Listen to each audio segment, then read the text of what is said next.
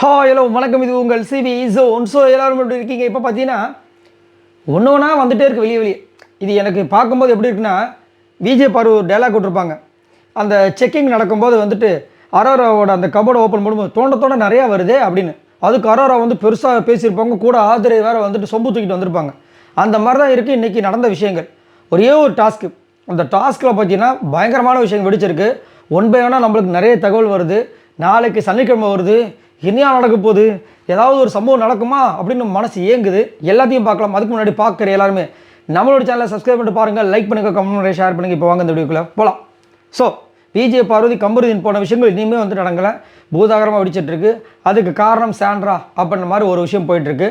இப்போ என்னென்னா, வெளியே ஒரு பக்கம் போனாலும் உள்ளே வந்து அந்த மாதிரி போச்சாங்கட்டினா அதை பற்றி பேசக்கூடாதுன்னு சொன்னாலும் இப்போ வந்துட்டு பயங்கரமாக பேசி ஒரு விஷயம் வந்துட்டு இருக்குது. அது பர்டிகுலராக கார் டாஸ்க்கை பற்றி பேசுகிறாங்க. நம்மளுக்கே ஷாக் ஆகுது. ஏன்னா கார் டாஸ்க்கு வந்துட்டு உண்மையிலேயே அவங்க ட்ராமா பண்ணாங்கன்னு தான் வெளியே இப்போ வந்து பயங்கரமாக பரவாயில்ல நியூஸ் போயிட்டுருக்குது. சரிங்களா? அது வந்து பேனிக் அட்டாக்குன்னு சொல்லிட்டாரு நம்ம விஜய் சேதுபதி அவர்கள் அன்றைக்கே. ஏன்னா அவங்க ஃபிட்ஸ் வந்த மாதிரி பண்ணாங்க. அது ஃபிட்ஸு கிடையாது, பேனிக் அட்டாக்குன்னு அவர் அன்றைக்கே முடிச்சு விட்டாப்புல. ஸோ அதனால் அன்னையிலேருந்து ஆரம்பித்தது பயங்கரமாக வந்துட்டு இப்போ சாண்ட்ராக்கு ஆப்போசிட்டாக மாறிட்டுருக்கு. இதில் இவங்களுக்கு இன்னொரு ஒரு விஷயம் பாவம் என்னென்னா, சாண்ட்ராக்கு அந்த பணப்படி எடுக்கலாம்னு நினச்சிருந்தாங்க. அதில் வினோத் கையை வச்சிட்டார். இப்போ வினோத் வந்து எடுத்ததுனால அவருக்கு 18 லட்ச ரூபா வந்துருச்சு. இப்போ இவங்களுக்கு அதுவும் கிடைக்க போகிறது கிடையாது. ஒன்லி அவங்க டைட்டில் அடித்தா தான் உண்டு. ஆனால் அதுக்கு இங்கே இப்போ நிறைய விஷயங்கள் நடக்குது. என்னென்னா, அந்த கான்டாக்ட் நோ கான்டாக்ட்ன்ற விஷயங்களில் வந்துட்டு திவ்யா வந்து சாண்ட்ரா பயங்கரமாக தாக்கியிருப்பாங்க.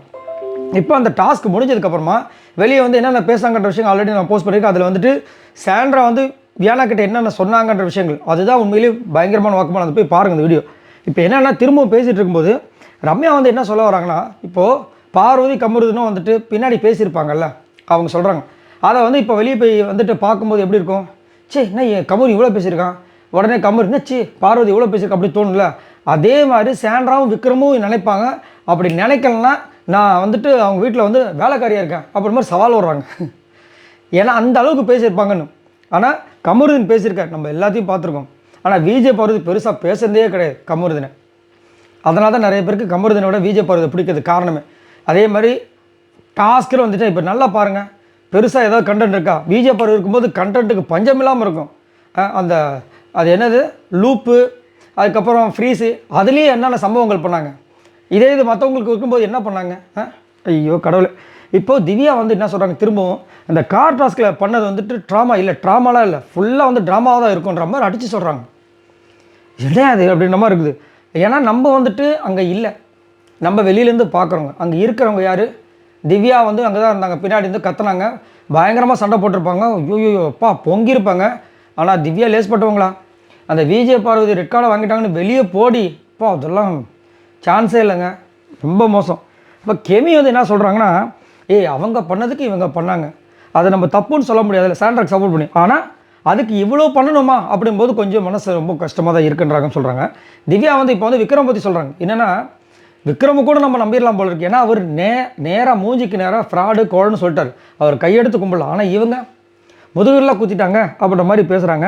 வியானா வந்துட்டு நீ விக்ரம் பரவாயில்லன்னு சொல்கிறேன். இப்போ வந்து விக்ரம் நான் போகிறதுக்கு ஒரு நாள் பண்ணி என்கிட்ட என்ன சொன்னார், இந்த சாண்ட்ரா இருக்கிற ஏரியா பக்கமே தலை வச்சு படுக்க மாட்டேன்னு சொன்னார்.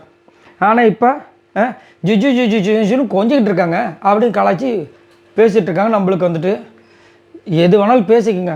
இப்போ இந்த விஷயம் வந்து கொஞ்சம் கொஞ்சமாக வெளியே வந்துருச்சுல, இதை வந்து பிக் பாஸ் டீமும் நம்ம விஜய் சேதுபதி அவர்களும் கன்சிடர் பண்ணி இந்த ரெக்கார்டுன்ற விஷயத்தை வந்து ரிவர்ஸ் பண்ணால் எப்படி இருக்கும் யோசிச்சு பார்த்தாவே பயங்கரமாக இருக்குது. ஏன்னா அந்த பொண்ணு அவ்வளோ எஃபர்ட் போட்டிருக்காங்க. விஜய் பார்வதி சும்மா கிடையாது, அவ்வளோ கேம், அவ்வளோ விஷயங்கள், அவ்வளோ கண்டென்ட் வந்து பாருங்கள். வெளியில் போன கண்ணிலேருந்து அப்புறம் வேறு யார் சுபிக்ஷாலேருந்து எல்லாருமே விஜய் பார்வதி வந்துட்டு அதாவது முதுகில் குத்துற ஆள் கிடையாது, மூஞ்சிக்கு நேராக பேசுகிறவங்க, அவங்க இருந்தால் கேம் இருக்கும் அப்படின்லாம் பேசுகிறாங்க.